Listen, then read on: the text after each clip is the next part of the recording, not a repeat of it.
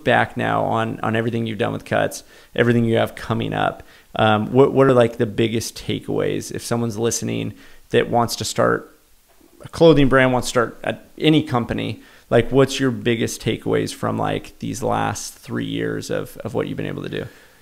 I have three, and I'll kind of go over them. One is if you're thinking of idea, and I remember I was in this phase for a while, like I know I want to do something, but I don't know what it is. I think the first one is start with something that, don't overcomplicate it. Start with something that you can physically do with your two hands. Like I remember I wanted to create this app idea, but I'm not an app developer and I know nothing about that world. Try to start with something that you actually could like go from one point A to point B in, that, or you'd have the skills to learn how to figure it out.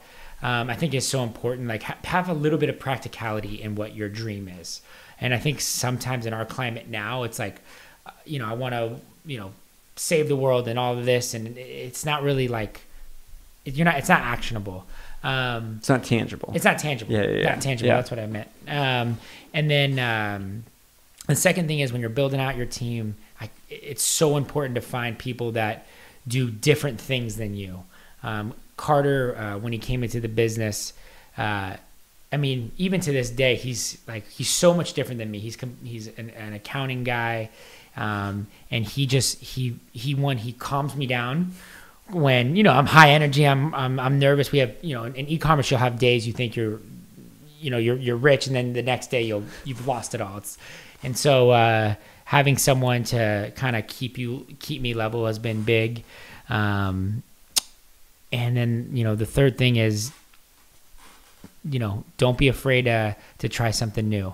I know that that may be a little cliche, but I didn't know e-commerce and I didn't know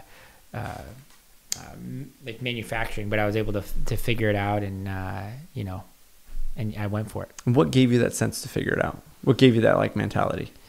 I think growing up, my dad, just seeing how hard he worked and giving me strength to go for things was big.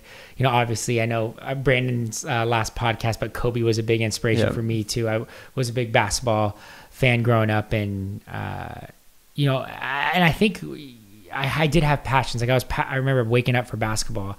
I didn't play my freshman and sophomore year because I had big feet when I was little, and I had really bad plantar fasciitis where I couldn't run. I had like size 11 feet when I was like, like 5 foot. So my body was kind of growing weird.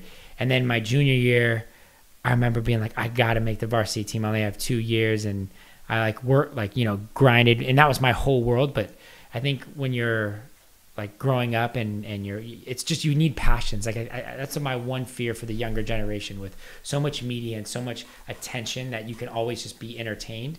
I think the thing that it can maybe hurt the most is like developing passions, and you have to like to do things. You need to find something that you're into.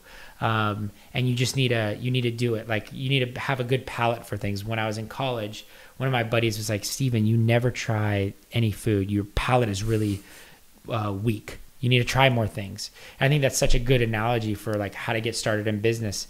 If you don't know what to do, go try a bunch of things, like swing and miss, get a palate for types of business. And, I was really blessed to have e-commerce in my back pocket, almost by accident, with some of my friends and their brands.